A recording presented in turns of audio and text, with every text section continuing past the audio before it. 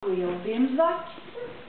Tas ir tādā saistībā, kā Ziemassvētkos nāk rūķīši un Ziemassvētku vecīši ar dāvanām. Tā lieldienu dāvanā. Jā, meitiņa. Un lieldienās nāk zaķis. Viņš pa nakti sadēja oliņas, krāsainas. Jā, oliņu, ja dāvināja, tā skaitījās ļoti liela dāvana.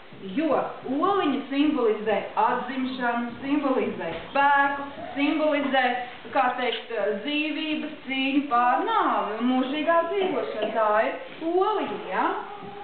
Un līdz ar to, līdz mūsdienām mēs esam, kā teikt, paņēmuši šo jauko tradīciju, ka lieldienās zaķis dēj olas. Un šeit ir dažas dziesmiņas. Protams, latvieši dziedāja, atpūtās, dzēra alu un arī dziedāja dziesmas, un šeit ir tāds drusku retāks, un tad atvainojos, ka viņas no galvas neesmu iemācījusies. Jā, un mēs tātad klausījos, brīnījos, kas ir kalna gavilēja, lieldieniņa brauca, asmas veda vezumā.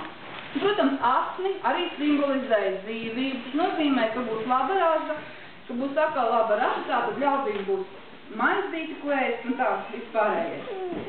Aksa āvu baltas kājas, sasu kāju gludu galvu. Lielas dienas rītiņš bija, tad gribēja smuka būt.